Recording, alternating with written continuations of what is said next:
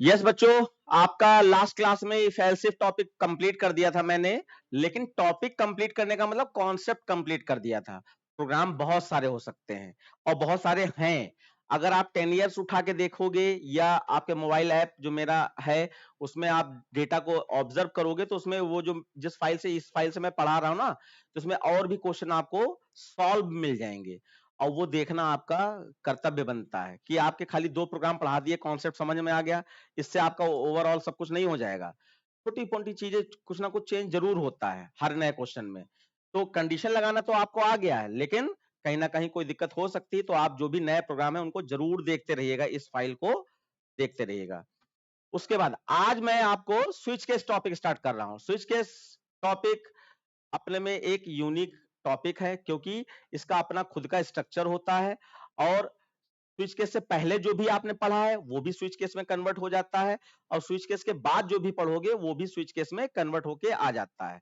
Normally जो 10th वाले बच्चे हैं वो याद रखें कि जो लूपिंग टॉपिक इसके बाद मैं स्टार्ट करूंगा उसके क्वेश्चन स्विच केस में आते हैं। ठीक है, तो अभी मैं तो स्विच केस अभी पढ़ा रहा हूं, लूपिंग बाद में पढ़ाऊंगा। इसका मतलब आपके पास वो पोर्शन रह जाएगा स्विच केस एंड होने के बाद, कि जब लूपिंग पढ़ाई जाएगी तो स्विच केस उसमें आएगा। उसके क्वेश्चन मैंने दिए हैं ग्रुप पे भी और उसमें ऐप पे भी है, और बोर्ड के एग्जाम पेपर में तो बहुत सारे क्वेश्चन पेपर पड़े पड़े हैं। तो उसको आप ऑब्जर्व करते रहिएगा, हमसे कांटेक्ट में रहिएगा, पूछते रहिएगा। ठीक है, स्विच केस देखिए। स्विच केस में ऐसा समझिए, बहुत जनरल लैंग्वेज में हम आपको समझा रहे हैं कि रियल लाइफ से कनेक्ट कर सकें आप। रियल लाइफ से अगर कनेक्ट कर पाओगे तो आप आसानी से उसको समझ जाओगे। सारे बच्चे कैमरा ऑन कर लें, सारे बच्चे कैमरा ऑन कर लें। हाँ, ध्यान दीजिए। देखिए बच्चे ध्यान दो, जैसे कि आपको एक टास्क दिया गया, एक टास्क मतलब काम दिया गया कि आपको यहां से हजरतगंज तक जाना है, और आपको हजरतगंज जाने के लिए आपको 3 ऑप्शन दिए गए, और 3 ऑप्शन में पहला ऑप्शन दिया गया कि आप चारबाग वाले रास्ते से हजरतगंज सारागंज पहुंच सकते हो। सारागंज सपोज दैट जाना है आपको, या आप अमीनाबाद में बीच वाला भी एक रास्ता है नावल्टी होते हुए, आप वहां पर अमीनाबाद से पहुंच सकते हो।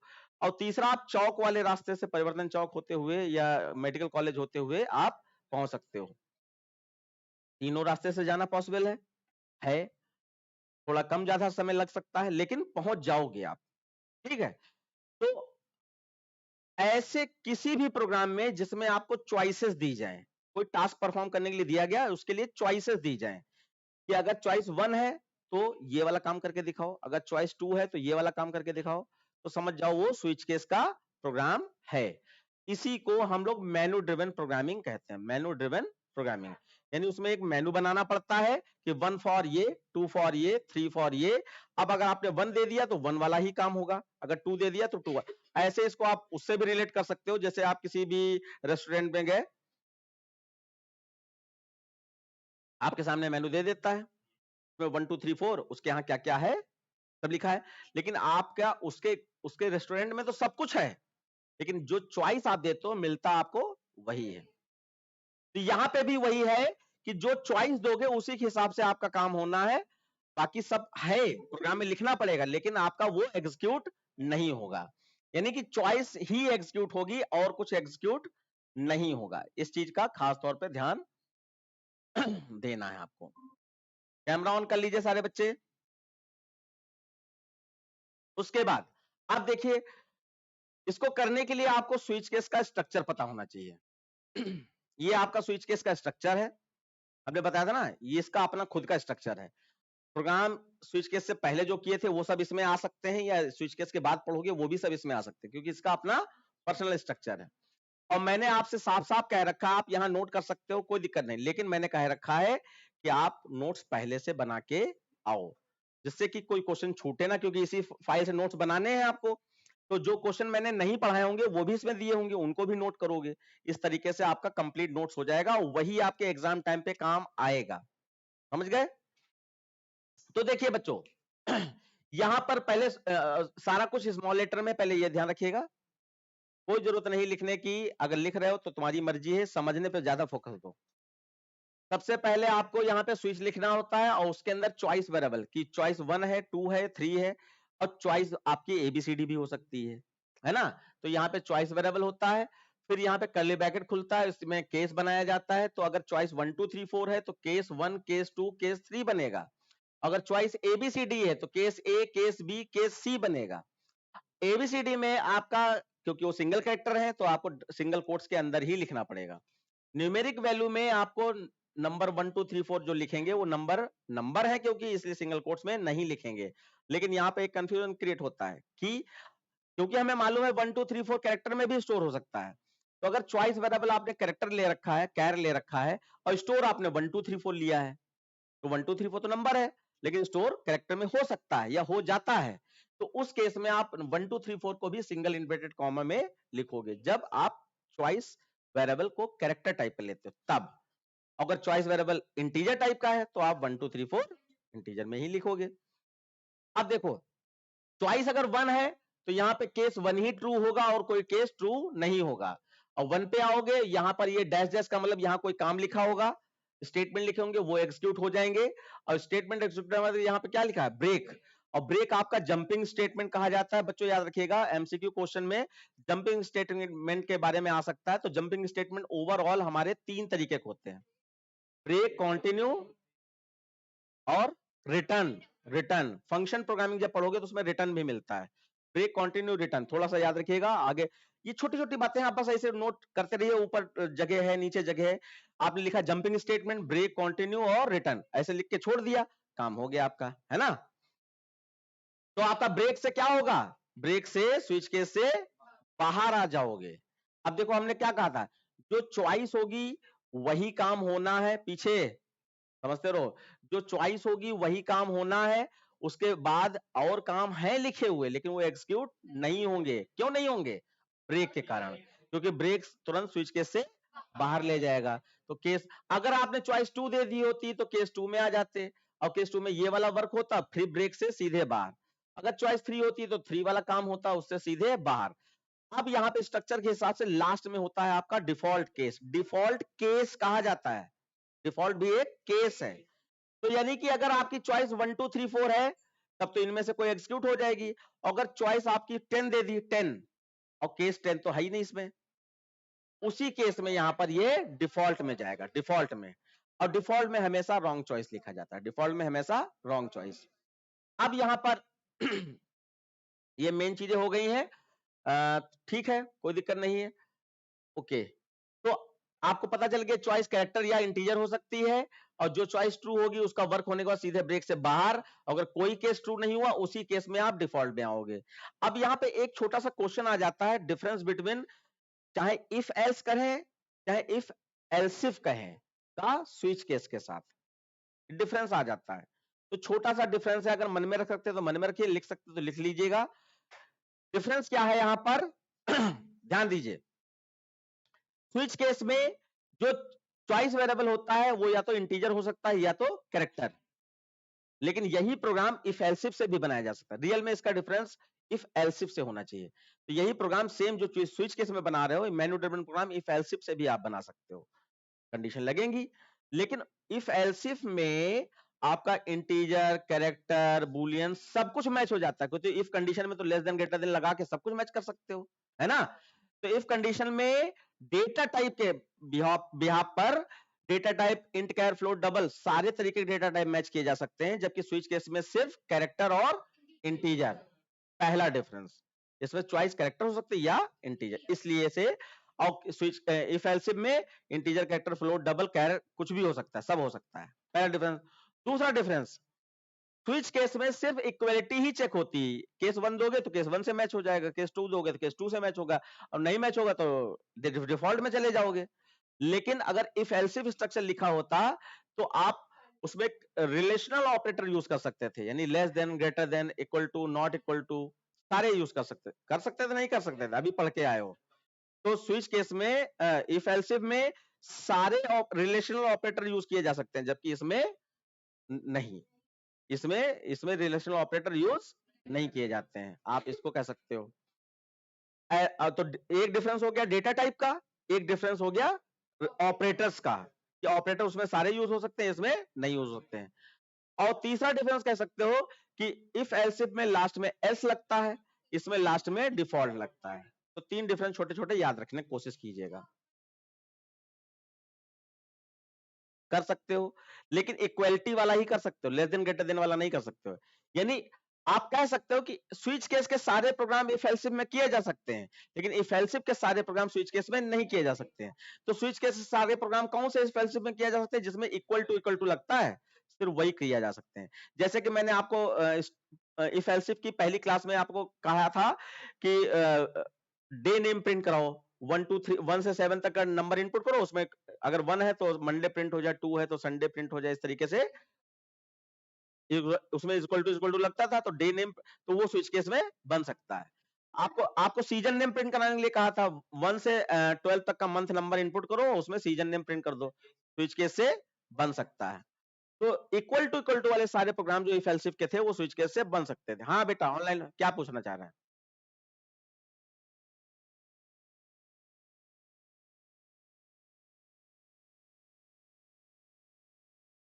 हाँ, ये भी बिल्कुल, लेकिन ये बहुत डीप है, इसके चक्कर ना पड़ो, क्योंकि 2 ही डिफरेंस लिखने होते हैं आपको, हमने 3 बता दिए आपको, ठीक है?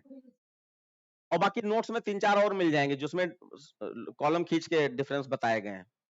ठीक है, अब हम लोग आगे बढ़ते हैं। अब इस यहाँ पर स्ट्रक्चर के हिसाब से एक छोटा सा प्रोग्राम यहाँ पे दिखाया जा रहा है। देखिए चॉइस वेरिएबल इसमें क्या है, ए नाम से है। तो अगर स्विच में ए गया तो ये में क्या है, 1, तो 1 का मतलब केस 1 ट्रू होगा।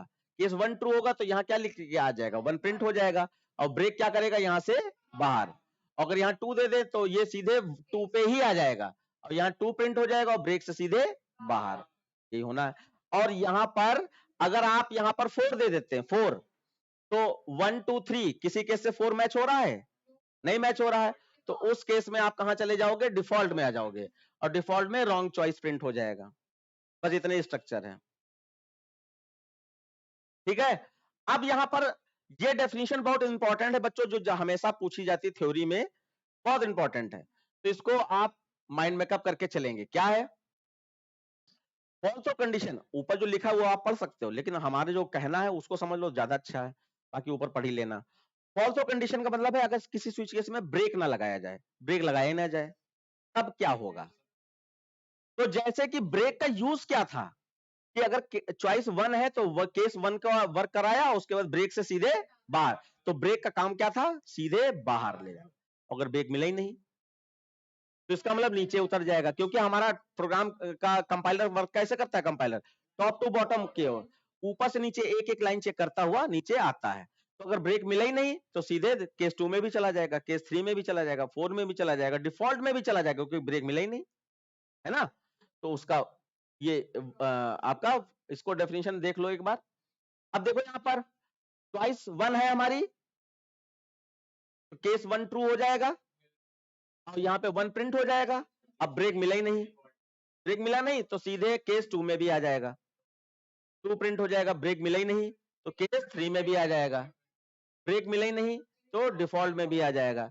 तो आपका 1 2 3 और डिफॉल्ट में रॉन्ग चॉइस पूरा का पूरा कंप्लीट प्रिंट हो गया है, इसको स्विच केस कह रहे हैं। अब बच्चों यहाँ पे एक आउटपुट इसका जरूर आता है, आउटपुट में थोड़ा सा कंफ्यूज करने की कोशिश करते हैं, बाकी स्विच केस का जो काम है वही करेगा। इस स्विच केस को लूप के अंदर डाल देंगे, और जो चॉइस वेरिएबल है वो आई हो जाएगा। आई से लूप चलाया, I for I equal to 1, I less than equal to 5, I plus plus ऐसे कर दिया, और उसके अंदर कर्ली ब्रैकेट खोल के स्विच लिख दिया, स्विच आई लिख दिया। तो आई के पास 1 है तो इसका मतलब केस 1 में जाएगा, आई के पास 2 होगा तो इसका मतलब केस 2 में जाएगा। तो बिल्कुल घबराना नहीं, वो सिंपल सा ऐसे ही होता है। अब यहां पर जो हमें बताना था वो समझ लीजिए। आउटपुट में क्या करते हैं, वो रेगुलरिटी जो इसकी दिखाई पड़ रही है सिक्वेंसली, कि 1 ऊपर होना चाहिए, 2 नीचे, उसके नीचे 3 होना चाहिए, वो क्या कर देंगे, केस 1 नीचे कर दिया, केस 3 ऊपर कर दिया, ऐसे केस 2 नीचे कर दिया, केस 3 बीच में कर दिया, ऐसे कर दिया, कोई फर्क नहीं पड़ता है। यहां पर तुम्हारा नाम क्या है, आर्यन। अब यहाँ आर्यन को हमेशा हम पहले बैठालते थे, अगर आर्यन को बीच में बैठाल दे और आर्यन बोले तो क्या पहले वाली सीट वाला ही बोलेगा, या आर्यन जहां बैठे होंगे वो बोलेगा? जाहिर सी बात है। तो इसका मतलब इसका सीक्वेंस चेंज करने से कोई फर्क नहीं पड़ता है, केस 1 नीचे कर दो, केस 3 सबसे ऊपर कर दो। जब चॉइस 1 होगी तो केस 1 अगर नीचे है तो नीचे ही आएगा, वो बीच में कहीं नहीं जाने वाला, क्योंकि आर्यन का नाम और किसी का नहीं है, वो आर्यन के पास ही जाएगा। नहीं, अब यहां पे समझो, जो चॉइस होगी फर्स्ट टाइम वो उसी चॉइस पे जाएगा, उसके बाद ब्रेक नहीं मिला। अब यहां पे देखो, ये तुमने बहुत अच्छा क्वेश्चन पूछ दिया। अब जैसे यहां ब्रेक नहीं लगा है तो 1 चॉइस होने पर ये 1 2 3 और डिफॉल्ट में रॉन्ग चॉइस प्रिंट हो गया। लेकिन अगर यहां पे 2 लिखा होता, यहां पर 2 लिखा होता तो वो सीधे केस 2 में ही जाता, पहले 1 से कोई लेने देना नहीं, चाहे ब्रेक लगा हो या ना लगा हो, वो सीधे केस 2 में आएगा और 2 प्रिंट करा देगा। अब ब्रेक नहीं मिला तो 3, अब ब्रेक नहीं मिला तो रॉन्ग चॉइस, तो 2 3 रॉन्ग चॉइस, यानी पहली चॉइस वो एग्जैक्टली सही सही मैच करेगा। उसके बाद अगर आपका ब्रेक नहीं मिलता तो नीचे लगातार चलता चला जाएगा, इसको कहते हैं फॉल थ्रू कंडीशन। डेफिनेशन पढ़ ली सबने बच्चों ने? ठीक है। अब देखिए छोटा सा प्रोग्राम है कि आप 2 नंबर में प्लस माइनस इंटू डिवाइड सब करना चाहते हैं, 2 नंबर में प्लस माइनस इंटू डिवाइड सब करना चाहते हैं, ठीक है। तो क्वेश्चन है कि we have to input any 2 number and perform the following task according to user choice. तो अगर ये लिख के आता है मेनू ड्रिवन प्रोग्राम तो आप समझते हैं कि ये स्विच केस से बनेगा। अगर ये लिख के आता है अकॉर्डिंग टू यूजर चॉइस, तब भी इसका मतलब है स्विच केस से ही वो प्रोग्राम बनाने के लिए कहा जा रहा है, ठीक है ना। तो अब आप यहां देखिए, इंपोर्ट से लगाकर बच्चों थोड़ा सा फोकस करेंगे और आपको बहुत अच्छे तरीके से आ जाएगा। बस जिसको बोलना आया, जैसे जो बच्चे शांत बैठे हैं उन्हीं के साथ दिक्कत है, जिसको बोलना आ गया उनके साथ कोई दिक्कत नहीं। तो देखो, आपको इंपोर्ट से लगाकर और स्कैनर तक पूरा फिक्स लिखना होता है हर प्रोग्राम में। तो इसका मतलब ये चीज आपको याद होनी चाहिए। अगर आपको अभी भी नहीं याद है स्कैनर का एस बड़ा होता है, स्ट्रिंग का एस बड़ा होता है, या यहाँ स्क्वायर ब्रैकेट लगता है, या यहाँ पे कर्ली ब्रैकेट खुलना होता है, तो ये आपकी डिफॉल्ट है, आप गलत कर रहे हो, है ना। ये चीज जब फिक्स बता दी गई तो आपको याद होना चाहिए, सिंपल। उसके बाद आप देखो, 2 नंबर को सम करने के लिए कितने नंबर चाहिए? 2 नंबर चाहिए। तो 2 नंबर के लिए, एक नंबर के लिए एक वेरिएबल चाहिए होता है, तो 2 नंबर के लिए 2 वेरिएबल। और जब उसका सम आएगा तीसरा नंबर, तो उसके लिए तीसरा वेरिएबल। तो देखो यहां पर ए बी सी 3 वेरिएबल ले लिए। अब उसके बाद आता है उसके डेटा टाइप, तो पीछे ध्यान दे रहे हो, ऐसे ही डिसाइड होता है रियल लाइफ से। अब वेरिएबल 3 हो गए, ये तो हमें पता चल गया, लेकिन एक और चीज हमें पता चलनी चाहिए कि उसका डेटा टाइप क्या होगा। तो हमने देखा प्लस माइनस इंटू डिवाइड में सिर्फ डिवाइड में मामला फंस रहा है कि डिवाइड में पॉइंट वाली वैल्यू हो सकती है। तो जहां पे आपको कंफ्यूजन हो कि यहां पे पॉइंट वाली वैल्यू भी हो सकती है और विदाउट पॉइंट वाली वैल्यू भी हो सकती है, तो वहां पे पॉइंट वाली हो सकती है ना, इसका मतलब सब डबल में ले लीजिए, क्योंकि डबल में पॉइंट वाली वैल्यू भी स्टोर हो जाएगी और विदाउट पॉइंट वाली वैल्यू भी स्टोर हो जाएगी। तो हमने यहां पर इसीलिए डबल ले लिया। किसके लिए लिया? डिवाइड करेंगे, डिवाइड में पॉइंट आएगा ना, इस वजह से डबल ले लिया, वरना ये इंटीजर से अच्छा खासा काम करता है। उसके बाद ये तो मेन वेरिएबल है, जो प्रोग्राम खुद बता रहा है कि 2 नंबर का सम करना है तो 3 वेरिएबल चाहिए। और एक वेरिएबल आपको नहीं भी याद आए तब भी आपको लेना ही लेना है, वो है चॉइस वेरिएबल। एक वेरिएबल आपको चाहे प्रोग्राम में नजर आए क्वेश्चन पढ़ते समय या ना नजर आए, चॉइस वेरिएबल तो लेने, क्योंकि चॉइस वाला ही तो प्रोग्राम ही है ये, है ना। तो चॉइस आपकी या तो इंटीजर होगी या तो कैरेक्टर। अभी हमारी चॉइस 1 फॉर एडिशन है, लिखा है ना, 1 for addition, 2 for subtraction, 3 for, तो 1 2 3 4 चॉइस है, इसका मतलब चॉइस वेरिएबल हमारा इंटीजर होगा। तो हमने यहां पर INT में CH को ले रखा है। अगर यही ABCD चॉइस होती कि A for addition, S for subtraction, तो हम यहाँ पे इसको कैर CH ले लेते हैं, बस इतने अंतर होता है। अब देखो, सबसे पहले यहां पर वेरिएबल डिक्लेयर किए जाते हैं, तो ये वेरिएबल डिक्लेयर हो गए। उसके बाद याद करो जो हमारा बेसिक फॉर्मेट था प्रोग्राम बनाने का, सबसे पहले वेरिएबल, उसके बाद इनपुट स्टेटमेंट, और उसके बाद एनी कैलकुलेशन, और उसके बाद आउटपुट या प्रिंटिंग, 4 थे। अब यहां पे थोड़ा स्ट्रक्चर चेंज हो रहा है क्योंकि इसका खुद का स्ट्रक्चर है ना। तो स्ट्रक्चर में क्या चेंज हो रहा है?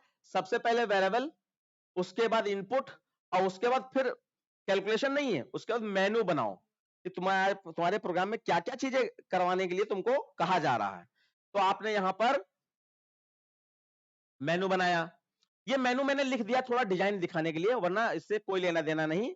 आप सीधे वेरिएबल वैल्यू इनपुट करने दो, तो वेरिएबल डिक्लेयर कर दिए, एंटर 2 नंबर, मैसेज दिया और ए और बी में 2 नंबर स्टोर कर लिए। क्लियर है इतना सबको? तो बताओ क्या कह रहे हो? मैसेज आपकी मर्जी, आप अपर केस में लिखिए लोअर केस में, मैसेज में कोई फर्क नहीं पड़ता है।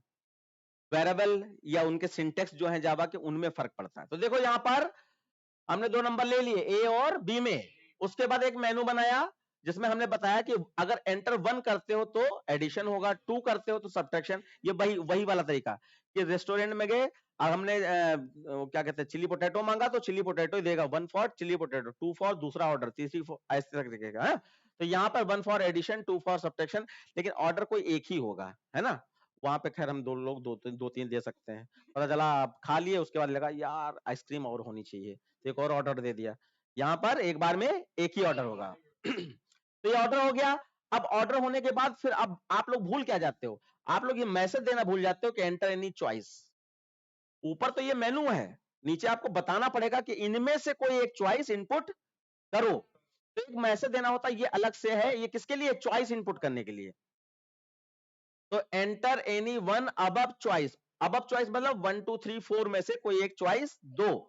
तो आपने यहां पे दे दिया 1, और 1 किससे स्टोर होगा? ch is equal to s dot next INT, क्योंकि वैल्यू स्टोर किससे होती है? नेक्स्ट INT से। तो ये नेक्स्ट INT से वैल्यू स्टोर हो गई।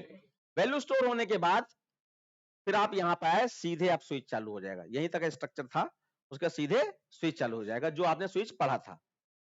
हम्म हम्म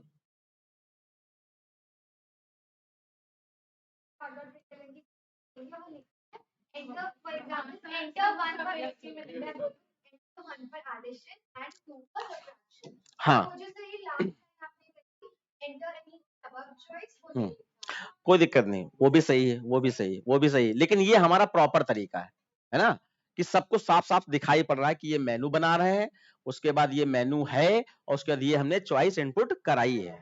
ठीक है, आप चाहे तो जैसे ये एसओपीएलएन 3 4 लिखे हैं, आप एक ही लाइन में एसओपीएलएन, और यहां पर आप लिखो 1 for 1 is equal to addition, फिर लाइन चेंज करनी ना तो स्लैश एन लगा दो, फिर 2 इज इक्वल टू सब्ट्रैक्शन, फिर लाइन चेंज करनी स्लैश एन लगा दो, फिर 3 इज इक्वल टू मल्टीप्लाई और 4 इज इक्वल टू डिवीजन। तो ये क्या होगा, अपने आप लाइन चेंज करके ही प्रिंट होगा। जब आपने तो एक ही लाइन में लिखा है, एक ही एसओपी लाइन में लिखा है, लेकिन ये सब लाइन चेंज करके ही प्रिंट होगा, क्योंकि स्लैश एन से क्या होता है, लाइन चेंज हो जाती है। पूछ लेना अगर कुछ नया लगे, स्लैश एन से लाइन चेंज होती है, जैसे एलन का काम जो होता है, एलन का मतलब चेंज लाइन, ऐसे स्लैश एन भी लाइन चेंज करता है। बस एलन एक ही लग सकता है यहाँ पर, और स्लैश एन जितने चाहो उतने लगा सकते हो, जहां लाइन चेंज कराना हो वहां लगा सकते हो। तो ठीक है, हम लोगों का यहाँ पर हमने चॉइस भी इनपुट कर ली 1, और यहाँ पे हमने 5 ले लिया, और यहाँ पे हमने 6 ले लिया, बी में हमने 6 ले लिया, ए में 5, बी में 6। अब यहाँ है, अब चॉइस 1 थी, अब देखो हमने क्या किया, कुछ खास नहीं है। चॉइस वेरिएबल में क्या है, CH है, उस समय क्या था, A था, है ना। तो चॉइस वेरिएबल जबरदस्ती CH ही ना लेना, जो इच्छा करे वो ले लो। तो यहाँ पर हमने CH लिया है, तो स्विच CH में क्या है 1, और स्विच का मतलब क्या होता है, एक जगह से दूसरी जगह पे ट्रांसफर होना। जैसे हमने कहा कि बेटा यहाँ, जैसे हम ये कह सकते हैं बेटा यहाँ से उठकर वहां बैठ जाओ, तो ये क्या हो रहा है, स्विच हो रहा है, यहाँ से वहां स्विच हो रहा है। और दूसरे टेक्निकल लैंग्वेज में बोले तो कि यहाँ से वहां स्विच हो जाओ, है, ट्रांसफर हो जाना यानी स्विच हो जाना। तो यहां पर स्विच CH का मतलब स्विच 1, तो स्विच 1 पे चले जाओ इसका मतलब है। तो स्विच 1 पे आ गए, केस 1 पे, और 1 में हमारा A में 5 था और B में 6 था, तो 5 + 6 11, और यहां पर एसओपीएलएन तुरंत लिखना होता है, तुरंत प्रिंटिंग में तुरंत लिखना होता है। तो एसओपीएलएन में हमने टी को प्रिंट करा, सी में क्या था 11, और ब्रेक का मतलब लूप से स्विच केस से बाहर। क्लियर? अब यहीं पे चॉइस 2 दी होती तो 2 में आ जाते, सब्ट्रैक्शन हो जाता, 3 दी होती तो मल्टीप्लाई हो जाता, 4 दिया होता तो डिवीजन हो जाता, और अगर 5 दिया होता तो डिफॉल्ट में आते रॉन्ग चॉइस हो जाता, अगर 0 दिया होता तो डिफॉल्ट में आ जाते हैं, रॉन्ग चॉइस हो जाता, क्योंकि जो केस मैच नहीं होगा तो डिफॉल्ट में ही आओगे, डिफॉल्ट में ही आओगे। अब देखो बच्चों, इसी चीज को हमने इस तरीके से मतलब जब कंप्यूटर पे रन कराओगे तो ऐसे रन होगा। सबसे पहले आएगा एंटर 2 नंबर, तो आपने 5 और 2 दे दिया, फिर हमने लिख दिया, फिर 2 देने के बाद जैसे एंटर की प्रेस करोगे वैसे ये पूरा मेनू आ जाएगा, यहां तक आ जाएगा, 1 2 3 4 और एंटर एनी अब चॉइस। अब आपने चॉइस दे दिया 4, तो 4 में क्या है? डिवीजन। तो आपका सीधे केस 4 में जाएगा, और आपका यहाँ 5 था, यहाँ 2 था, तो 5 डिवाइडेड बाई 2 क्या आ जाएगा? 2.5। प्रिंटिंग हो जाएगी। यानी कैलकुलेशन और प्रिंटिंग साथ साथ होती है केस के अंदर, और उसके बाद ब्रेक लग जाता है। इतना क्लियर हो गया सबको? अब यहीं पे देखो, हमने सिर्फ आपके समझाने के लिए, वरना इसकी जरूरत नहीं थी। वैसे आप भूल जाओ, कैरेक्टर वाला आता ही नहीं है, आउटपुट वगैरह में पूछ देंगे, वरना सिर्फ न्यूमेरिक चॉइस का ही आता है, 1 2 3 4 करके ही आता है। तो यहाँ अगर नहीं भी लिखा होता, वो ऐसे क्या कर देते हैं, वो रोमन में बना देते हैं। ऐसे ऐसे रोमन में बना दिया, ये चेक करो प्राइम नंबर, ये चेक करो पैलिंड्रोम नंबर, है ना, ऐसे करके दे देते हैं। तो इसका कोई मतलब नहीं है, चाहे वो रोमन में ऐसे दे, चाहे एबीसीडी लिखे, इसका कोई मतलब नहीं। आप 1 2 3 4 करके बनाओ, यहां पर कोई मतलब नहीं इनका, इस चीज को ध्यान रखना, ऐसा कुछ नहीं आता है, ठीक है। अब देखो, हमने यहाँ पे कैरेक्टर को भी मैच कराने की कोशिश की, तो यहाँ पे देखो चेंजेस पे ध्यान देना बच्चों। चेंजेस में वेरिएबल सेम है, देखो यहाँ पे देखो कैरेक्टर क्या हो गया? कैर हो गया, कैर हो गया। अब देखो वैल्यू सेम इनपुट कराई है, मेनू में चेंज हो गया, A for addition, S for subtraction, M for multiply, D for division, और एंट्री चॉइस। अब आपको क्या नहीं आता होगा? आपको ये नहीं आता होगा कि कैरेक्टर स्टोर कैसे कराया जाता है। मुश्किल से 5-6 बच्चों की इस क्लास में आता होगा, बाकी नहीं आता होगा कि कैरेक्टर स्टोर। और मालूम है, हद तो ये है कि हमने यहां लिखने से मना किया है, इसका मतलब ये थोड़ी ना कि जो की पॉइंट है वो भी ना लिखो। आपको कैरेक्टर इनपुट नहीं कराना आता है, तो आपको इसका मतलब ये लाइन लिखकर आगे लिख देना, फॉर कैरेक्टर इनपुटिंग, ऐसे करके कुछ लिख लेना चाहिए, जिससे आपको याद तो रहे कि ये लाइन कैरेक्टर इनपुट करने के लिए होती है। वरना ये जब आपका इनपुट स्टेटमेंट पढ़ाए जाते हैं, उसी समय पढ़ाई गई थी। कैरेक्टर वैल्यू शो करानी है, हमेशा यही वाली लाइन आपकी होती है। ऑनलाइन वाले बच्चे कुछ पूछना पूछते रहिएगा बच्चों, ये सामने बैठे इसलिए ज्यादा ध्यान जा रहा है, लेकिन हम भूल नहीं रहे कि आप लोग भी बैठे हो।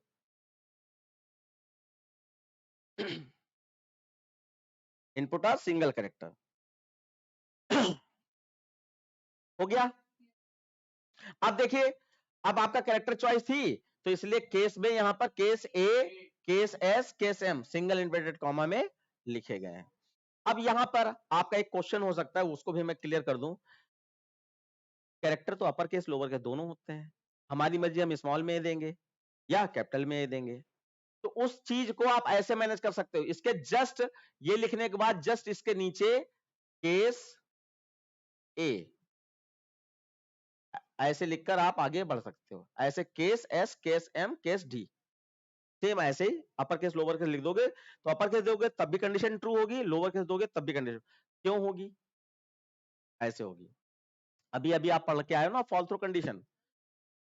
अब आपने स्मॉल ए दिया, स्मॉल ए, तो स्विच सी एच का मतलब स्मॉल ए पे जाए, तो इस पे जाएगा ही नहीं, वो सीधे यहां आएगा।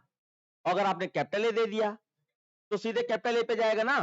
अब इसके नीचे जब उतरेगा, आएगा तो नीचे ही उतर के, जब नीचे उतरेगा तो उसको क्या मिल गया? स्मॉल ए, कोई लेना देना नहीं, क्योंकि नीचे उतरेगा और स्मॉल ए में कोई, और फिर यहाँ आएगा सम करा देगा। अगर स्मॉल ए दिया तब भी नीचे आएगा, तब भी सम कराएगा। तो यानी कि कैपिटल स्मॉल दोनों एक साथ में ऐसे दे सकते हैं।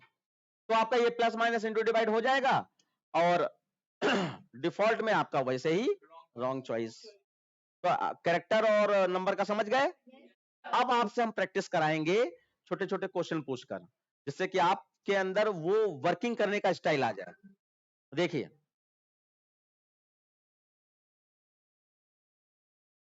नेक्स्ट क्वेश्चन आप देखिए।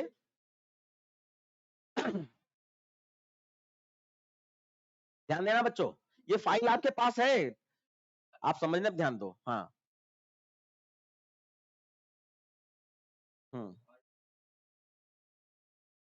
तो रॉन्ग चॉइस में जाएगा। और क्या, कैपिटल ए और स्मॉल ए अलग होता है, केस सेंसिटिव माना जाता है ना जावा। जावा का फीचर है, it is a case sensitive language. तो देखो बच्चों, क्वेश्चन क्या है कि एक टेम्परेचर इनपुट करना है किसमें? डिग्री सेंटीग्रेड में, और कन्वर्ट करना है इसको किसमें? User choice. क्या कि अगर चॉइस 1 है तो सेल्सियस वाला टेम्परेचर फ़ारेनहाइट में कन्वर्ट हो जाए, अगर चॉइस 2 है तो केल्विन कन्वर्ट हो जाए। स्पेलिंग केल्विन की गलत है, बहुत सालों से हम इसको चेंज ही नहीं कर पाए। ओके, तो केल्विन में चेंज हो जाए, ठीक है ना। अब जरा अपने आप पे गौर करो, हम आपसे ही क्वेश्चन बनवा रहे हैं, देखिए आप बताओगे खुद ही। याद करो, नंबर 1 पे वेरिएबल डिक्लेयर होते हैं, तो सारे बच्चे वेरिएबल के बारे में सोचे। नंबर 2 पे इनपुट होता है, वैल्यू इनपुट कराई जाती है। नंबर 3 पे मेनू बनता है, और नंबर 4 पे चॉइस इनपुट होती है।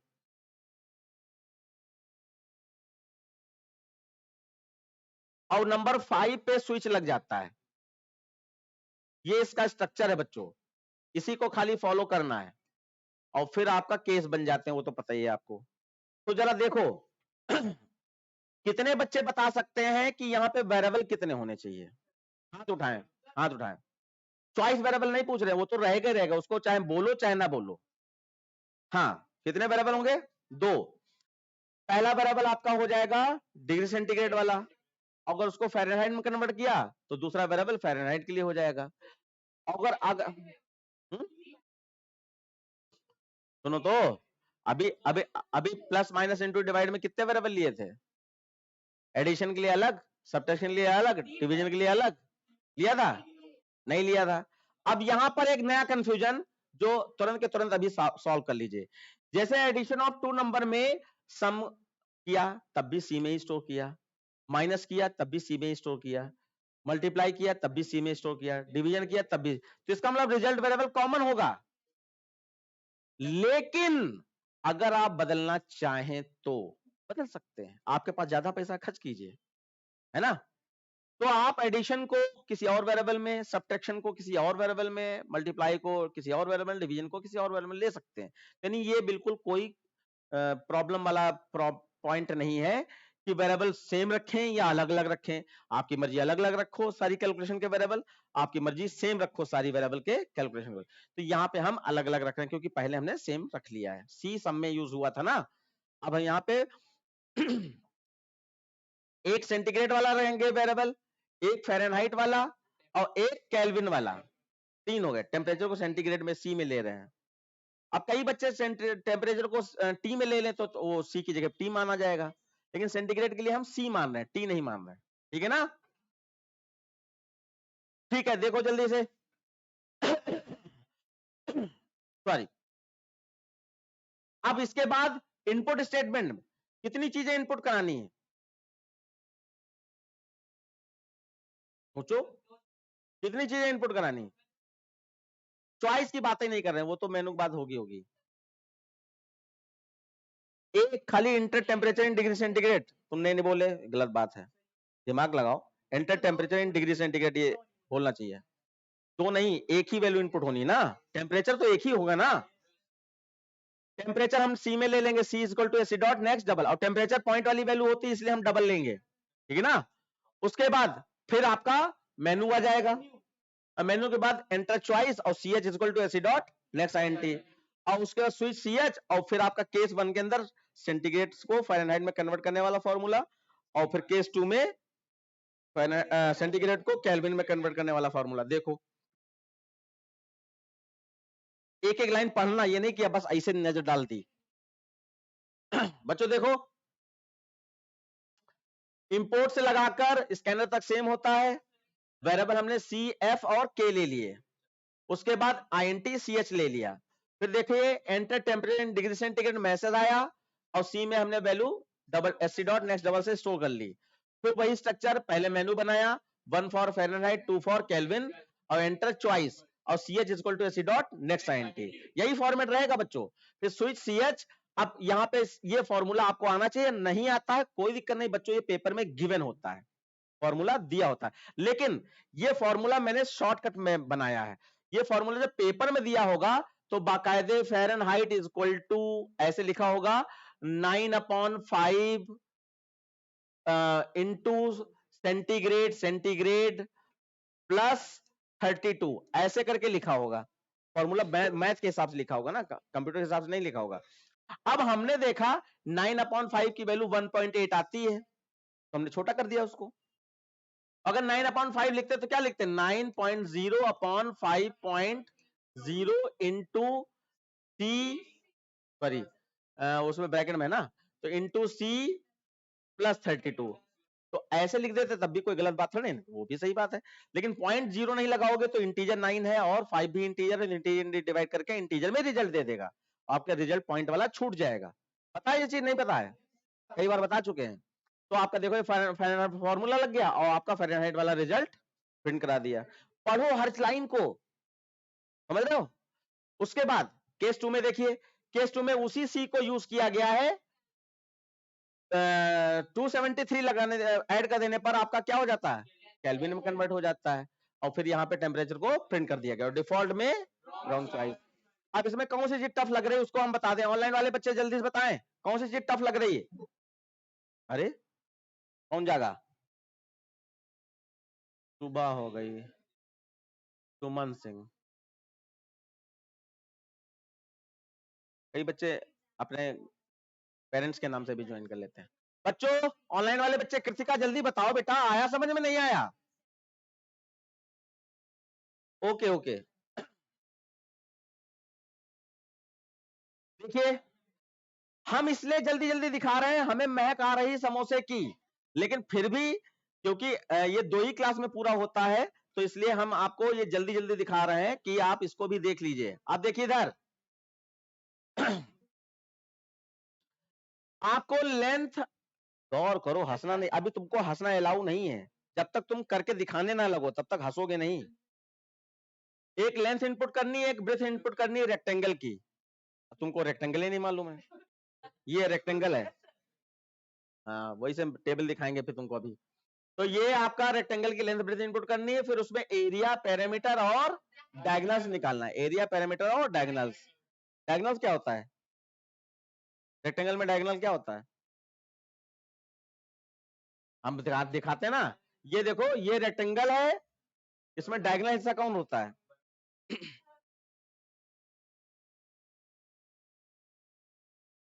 क्या बात है, इसको डायगोनल कहते हैं। ये दोनों, ये लेफ्ट डायगोनल है और ये राइट डायगोनल है। तुम छोड़ दो वहां कोचिंग जहां पढ़ रहे हो मैथ,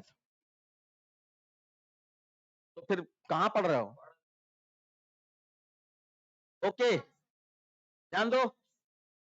तो अब देखो बच्चों, वेरिएबल की डिस्कशन करते हैं। देखो लेंथ के लिए एक चाहिए, एल ले लेंगे, ब्रेथ के लिए बी ले लेंगे। बोलना बहुत जरूरी है, धीमी आवाज में, लेकिन है शोर नहीं मचाना, लेकिन बोलना जरूरी। तुम मुंह बंद करके बैठे ना, सिलाई मुंह कर रहे हो, तुम्हारा सिलाई करवा देंगे मुंह की अभी। मुंह बंद ना करना बिल्कुल। अरे इतना हम कह रहे हैं लेंथ ले लो एल, तो एल बोल देने में क्या दिक्कत तुम्हारी? तो देखो एक लेंथ हो गया, एक एल हो गया, एक बी हो गया, और एरिया निकालने के लिए ए, पेरीमीटर निकालने के लिए पी, और डायगोनल निकालने के लिए डी, और फिर एक चॉइस वेरिएबल तो हमेशा ही रहता है, एक चॉइस वेरिएबल तो हमेशा ही रहता है। अब ये तो रिजल्ट थे, अगर हम चाहें तो तीनों के लिए कोई आर नाम का वेरिएबल ले ले, एरिया भी आर में स्टोर करेंगे, पैरामीटर भी आर में स्टोर करेंगे, क्योंकि चलेगा तो कोई एक ही ना, तो एक ही बार आर यूज होना है। तो हम चाहे अलग अलग वेरिएबल लें, चाहे एक ही वेरिएबल ले लें, वो हमेशा याद रखना। अब यहां पे आपको याद आना चाहिए कि क्या ट्राइंगल, सॉरी रेक्टेंगल में लेंथ ब्रेथ क्या पॉइंट में हो सकती है? क्यों नहीं हो सकती? लेंथ ब्रेथ पॉइंट में हो ही नहीं सकती? हो सकती है यार। तो हम लोग यहाँ पर सारे वेरिएबल डबल में ले सकते हैं, खाली सी एच को छोड़कर। तो देखो यहाँ पर लेंथ ब्रेथ, और हमने रिजल्ट के लिए अलग अलग वेरिएबल नहीं लिया, रिजल्ट नाम का वेरिएबल ले लिया, रिजल्ट नाम का वेरिएबल ले लिया, और इंटीजर में चॉइस ले ली। अब एंटर लेंथ एंड ब्रेथ, आंखें गड़ो के देखो, enter length and breadth of rectangle. तुम इधर देखो, अच्छा डिस्टर्ब ना करो यार, ये एंटर लेंथ एंड ब्रेथ यही तो मैसेज दोगे ना। तो लेंथ के लिए लेन लिया है, ब्रेथ के लिए बीआरई लिया है, इसमें हमने स्टोर कर ली लेंथ और ब्रेथ।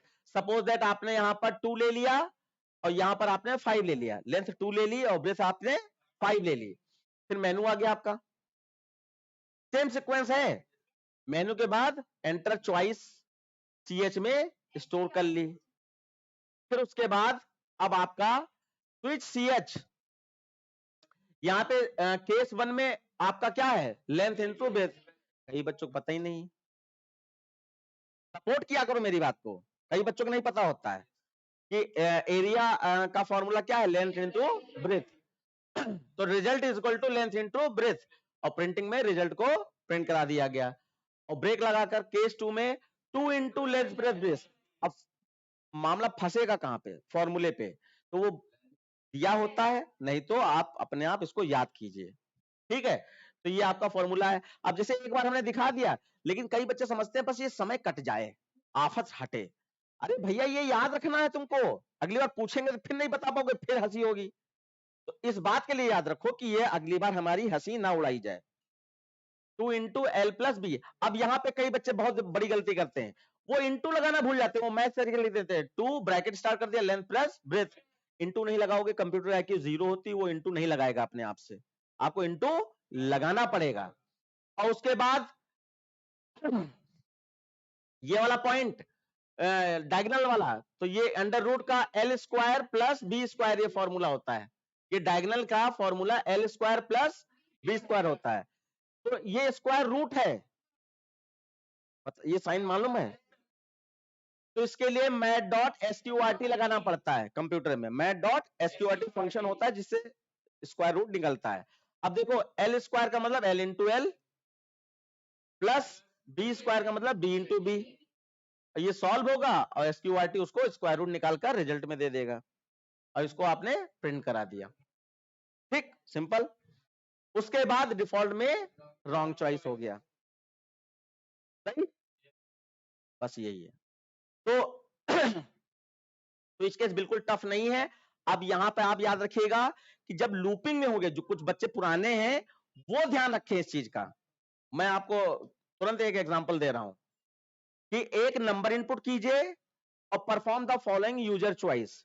चॉइस 1 है तो चेक कीजिए वो नंबर प्राइम नंबर है या नहीं है।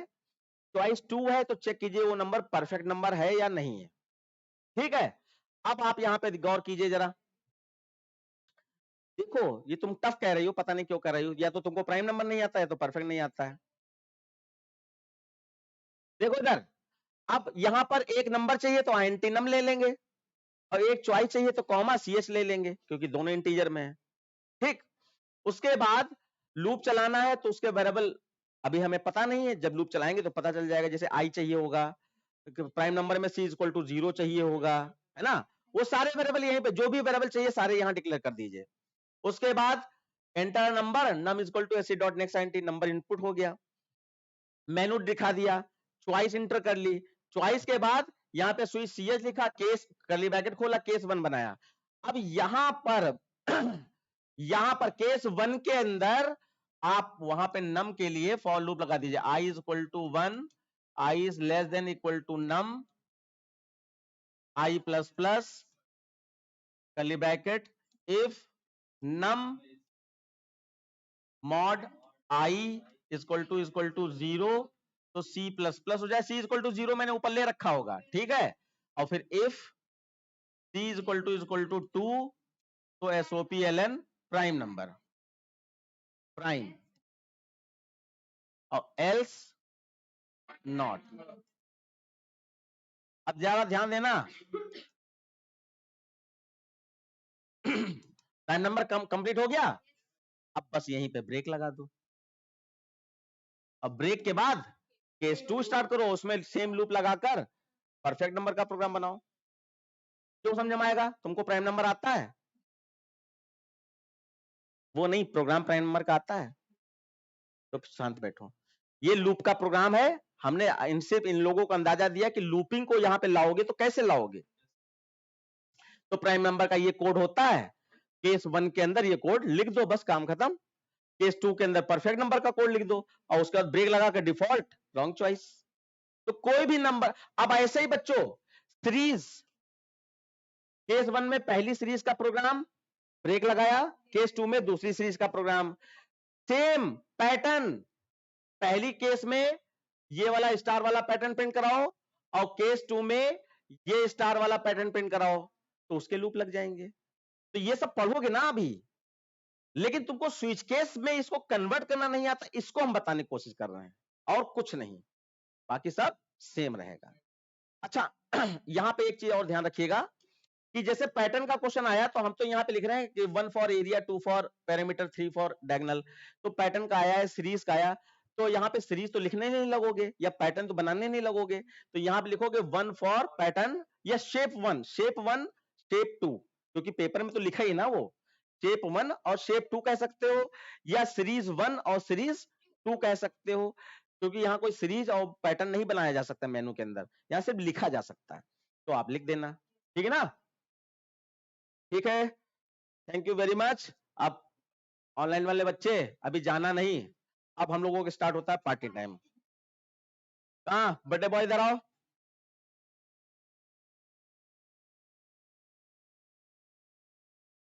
हाँ कल है तो हम लोग एडवांस में दे रहे हैं ना, आओ इस पे आओ, चप्पल उतार के। हैप्पी बर्थडे टू यू, और कल के लिए एडवांस। सारे लोग क्लैपिंग करें।